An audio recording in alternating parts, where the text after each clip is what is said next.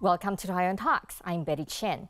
Italy has declared its exit from China's Belt and Road Initiative, marking the end of European participation in the project. Given China's economic downturn and the escalating tensions in Sino-American relations, the Belt and Road Initiative faces a future riddled with uncertainties. What changes lie ahead for this initiative? Joining us today is William Stanton, former American Institute in Taiwan director and National Chengchi University chair professor, and Kuo Yu-jen, National Yat-sen University Institute of China and Asia Pacific Studies professor and director and Institute for National Policy Research vice president. A very warm welcome to both of you on the show. Launched in 2013 by Chinese President Xi Jinping, the Belt and Road Initiative targets an investment of approximately $1 trillion across Asia and Europe. The plan encompasses building new and upgrading existing railways and ports to forge better connections between China, Europe, and Asia. So far, over 100 countries have entered into cooperation agreements with China as part of the initiative. However, a recent report from the BBC indicates that Italy has decided to pull out of the Belt and Road Initiative, citing that the project failed to deliver the anticipated benefits for the country. Italy holds the distinction of being the first European nation and the only G7 member to have joined China's Belt and Road Initiative.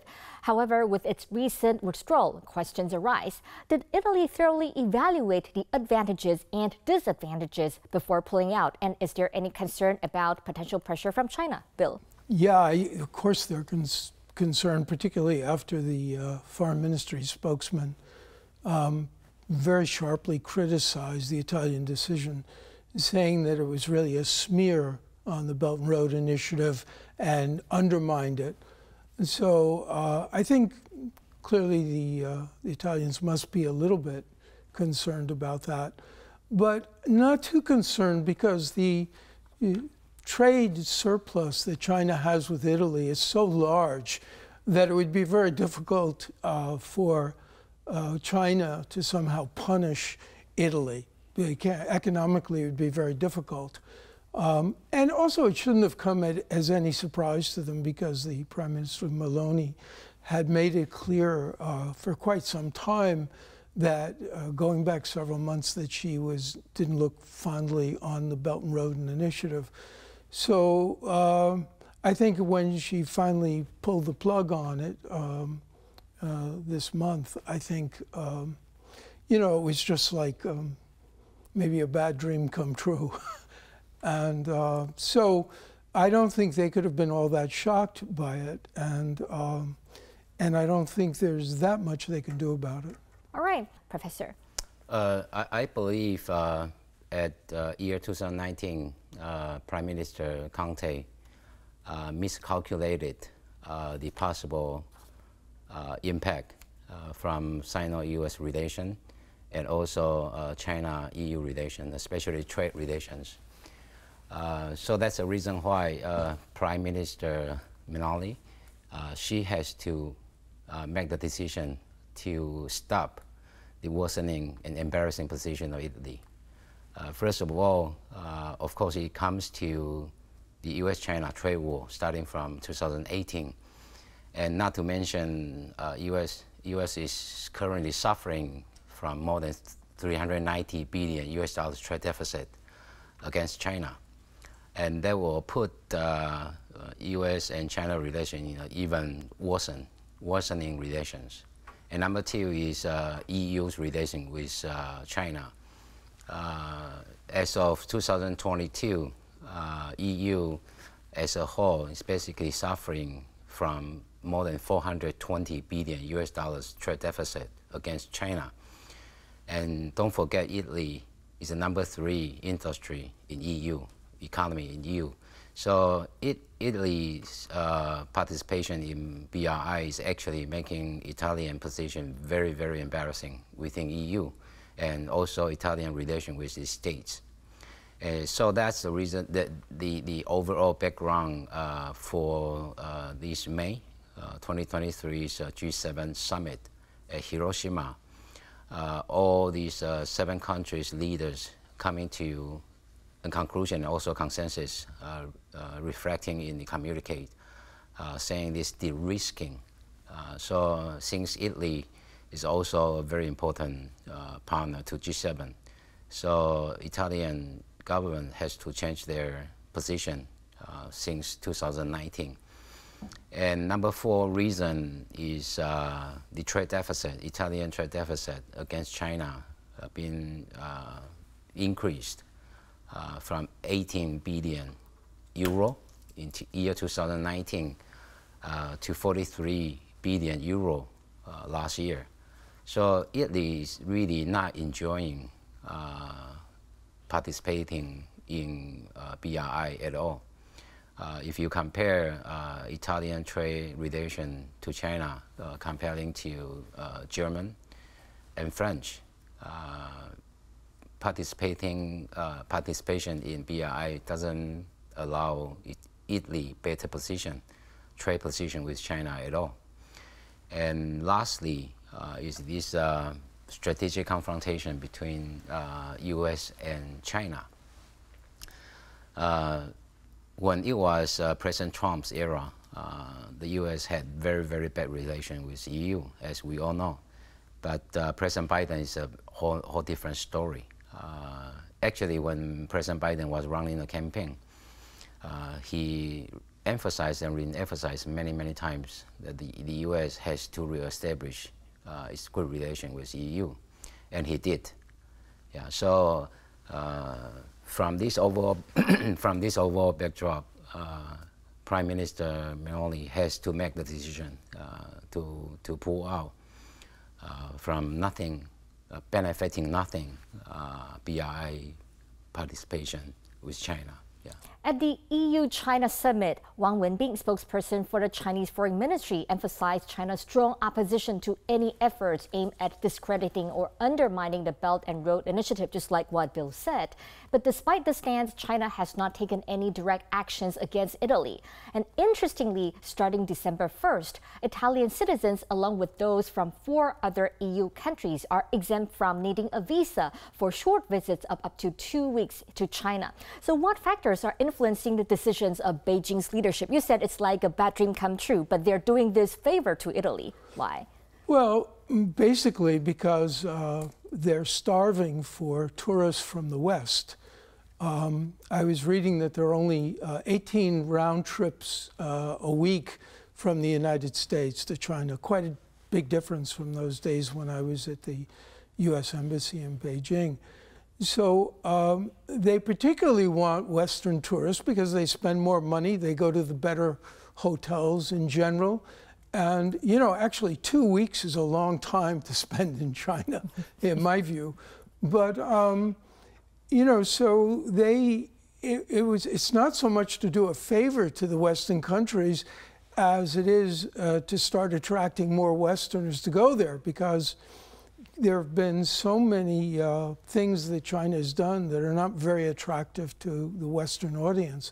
And in fact, there was a talk given by, I guess, the guy who, a minister or the person who runs tourism, I don't remember his name, but he had made a point of saying that China needs to do more to attract Western visitors. And I think consistent with that goal, they said, well, you don't even need a visa to come here. On the other hand, they've already threatened that anybody at any time could be taken into custody if they have reasons to be suspicious. And that's happened in a couple of cases already, I know. So you talk about the trade surplus that China enjoys when it comes to Italy. So far, China has not taken any, say, sanctions or punishment against Italy when it comes to its withdrawal. Do you foresee any kind of maybe sanctions or punishment against Italy in the near future? The main reason for the deficit for Italy is that in comparison, the 2 biggest European trading partners are France and Germany, and they have huge auto sales in China. So, you know, all those Volkswagens and Mercedes that go into China, they're or whatever, the Peugeot or whatever it is that France is selling. That's one of the big differences. So it's just simply that, you know, more of what China wants or needs are coming out of those 2 countries. And Italy, well, it's got great designers and it's got beautiful ware of all kinds, whether it's flatware or it's all women's the luxury wear, brands. luxury brands. You know, there's not much of a market for that. There's an elite, of course, in China, but most of the people are more interested in very basic things coming out of the West, I think. Italy's decision to exit the Belt and Road Initiative seems mainly coming from the escalating trade deficit with China, which has been a very important issue. But over the past 4 years, Italy's trade imbalance with China has increased by an astonishing 120%. The Italian Defense Minister Guido Crosetto also pointed out that Italy's exports to China have been limited to products such as the oranges. So could you please discuss why Italy hasn't been able to reap benefits from the agreement, just like the rosy picture painted by China? Well, in a certain sense, you know, the reason that Meloni's predecessor went into the agreement was sort of ideological as well. There was a good attitude toward China. Thought this would be the mainstream of the future, perhaps, particularly with regard to the global South, and thought that it would lead automatically, once Italy was participating, to increased trade. And that's not really the case. It's just because people like you or think you've done the right thing, they don't necessarily say, well, I want to buy more of your products. So I think it was kind of inevitable also that Meloni, who in the past has criticized China, had a different sort of take on China. She had criticized China for its stance on Taiwan. She had criticized the treatment of the Uyghurs in Xinjiang. You know, so she, on all the key issues that in general have upset the West, she had much more, or say would upset the United States. She was more consistent with that point of view. So I think it was really a question of ideological perspective that led to one prime minister going into the Belt and Road and the next one coming out. You know, and with the hope that there would be more trade and the feeling, well, you know, going in hadn't made any difference, so it's not going to hurt us if we get out. So I have a follow-up question. We talk about the situation of Italy, like suffering from the trade deficit, but Italy is a member of the Belt and Road Initiative. If we look at its neighbors, for example, Germany or France, who are not part of the initiative, but they do enjoy much better trade with China, how do you see the situation? Is it a better decision not to join the initiative? Well, you know, every country has to judge in terms of what it thinks it will get out of it. It may be that when the earlier, you know, Italy had decided to join, that they were made promises that were then not kept. Promises that, oh, we're going to increase our purchases of Italian products. Not just the oranges. Not just oranges, but we'll be buying other things too. We're, you know, we love those Florentine, you know, designer outfits, or whatever it is. So, you know, I think in a sense, you know, you do what you can and you hope for the best until you learn that it's not really being to your advantage. So, and now actually, you know, there's going to be a new reassessment because I mentioned earlier there was a recent study by a university in the United States in Virginia saying that, you know, there appears to be a plan, or it's already underway by China, to reboot the Belt and Road Initiative simply because it's got a bad public relations reputation. It's, you know, the debt trap diplomacy charge, for which there's some basis. You know, the aggressive stance it takes on many international issues. They realize that they're going to have to pull back a little bit. They're going to have to promote a kinder, better image in Europe and elsewhere. So we'll have to see. Do you think that Italy's withdrawal will set up a chain reaction leading other BRI members to leave as well? I do not think it's a chain reaction. It is more like a must-do decision for Italian government.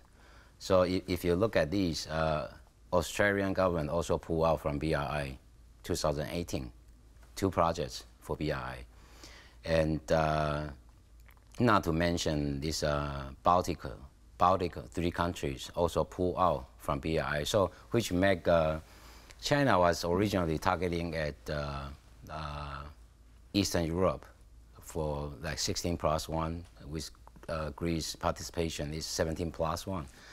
But the number been decreasing, because all because of the Ukrainian war outbroke last year, and China's position in supporting Russia is making the entire Europe or EU very difficult position to deal with China.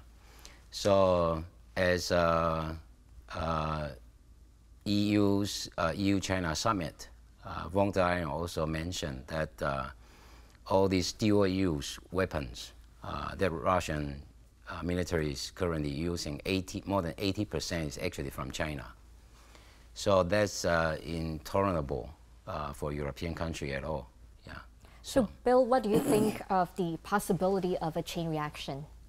I mentioned that, in fact, there's a study that's just been done at William and Mary University in Virginia.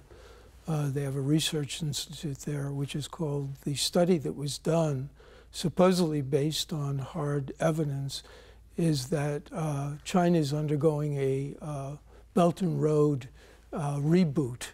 They're going to try to actually clean up all the problems they've had, bad debts, debt traps, the bad reputation the program has earned, and other problems associated with Belt and Road, and they're trying to start afresh, if you will. And so I think it's unlikely countries that are in it already are going to get out, particularly because most of the countries who are in it, they're already deeply in debt to China. Mm-hmm. So it's very difficult, I think, for them to leave anyway. But I think Italy's withdrawal is not going to have any effect on other people's decision. Okay. So we talked about Italy, now let's switch gear. Africa has been a key area of focus for the Belt and Road Initiative, yet recent studies show that in 2022, China's sovereign loans to Africa dropped to under 1 billion, a figure that represents the lowest in almost 20 years. So does this indicate a waning interest from China in undertaking extensive infrastructure projects across the African continent? Actually, when the third BRI summit hosted in Beijing, the Chinese government basically decided to downsize and to shrink the entire program, especially those very large-scale infrastructure projects, either at Africa or at Latin America or Southeast Asia as well. It is because the huge economic downturn domestically in China. That's number one.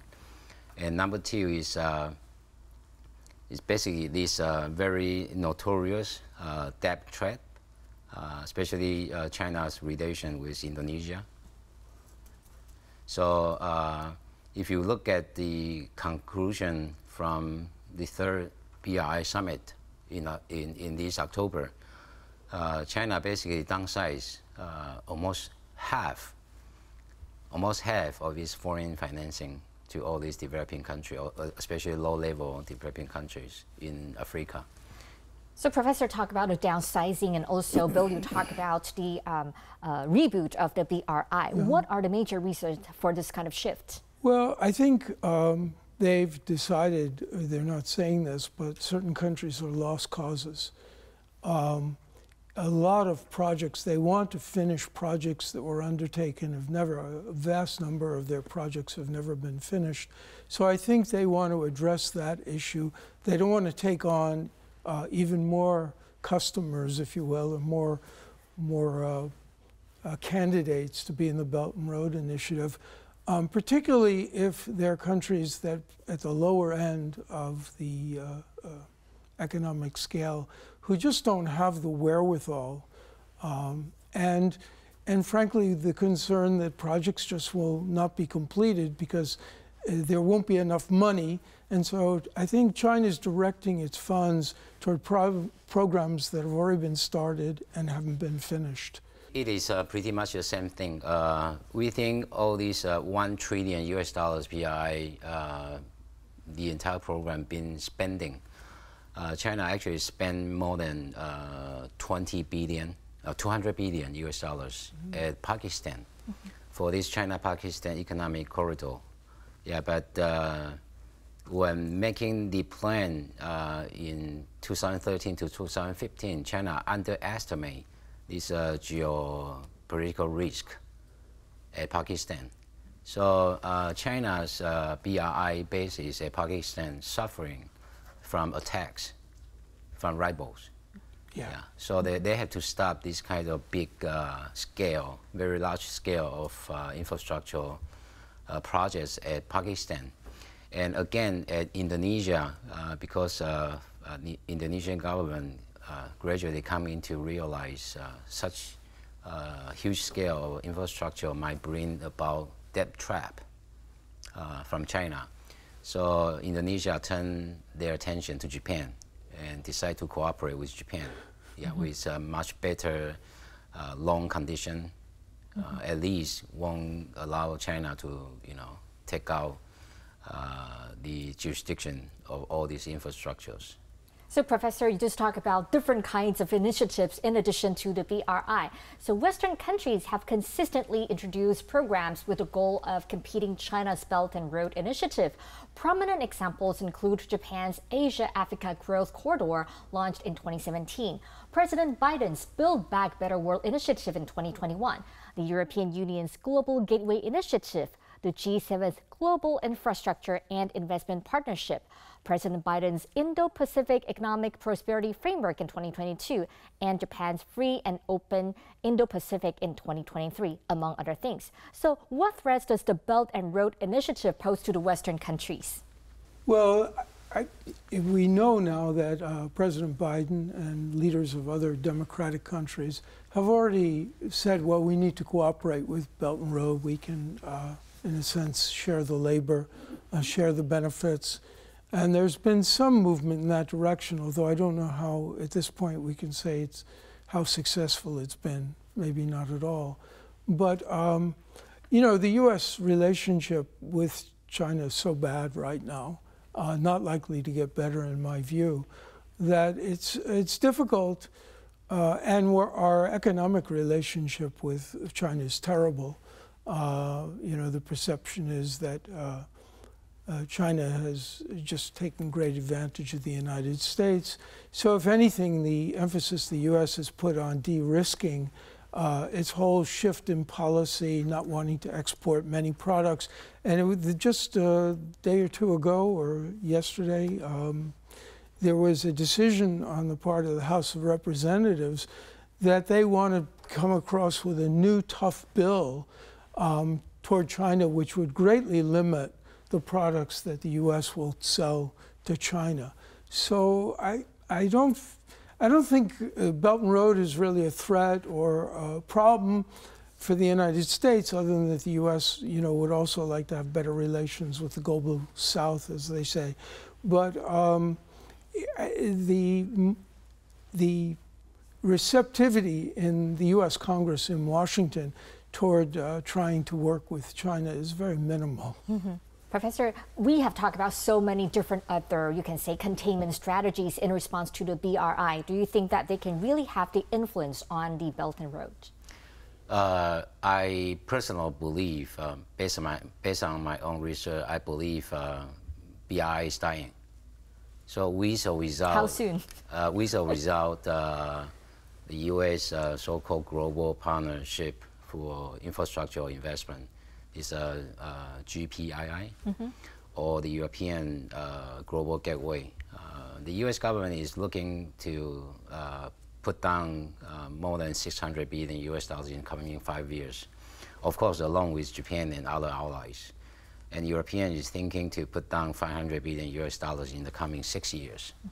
So comparatively, if you look at China, again, this October, Xi Jinping already decided to, cut it half in terms of BRI's budget, because in the past 10 years, they already been spending $1 trillion US. So there's no more capacity available for BRI projects. And second of all, when BRI was formulated, China's economic growth rate is close to 10% every year, but now it's less than 3%, starting from last year. Yeah. And number three is if you look at China's demographic change, after year 2028, there will be more than 20% of Chinese population older than 65 years old, meaning they don't have economic engine, and they have to spend much more money in social welfare budget. When Xi Jinping took office, year 2012, so that's the reason why in 2013 he thought it could be a good idea to realize his China dream, because there are two major pillars for Xi Jinping's China dream. One is rich state, 强国梦. And the other is strong army, 强军梦. So Xi Jinping's idea in year 2013, of course, seriously underestimate all these international dynamics. And definitely there are so many factors affecting China's economy, so we have to keep an eye on what's happening there. If you liked our show, please search for us on YouTube, give us a thumbs up, and hit subscribe to our channel. Thank you for watching our show today. Stay safe and see you next time.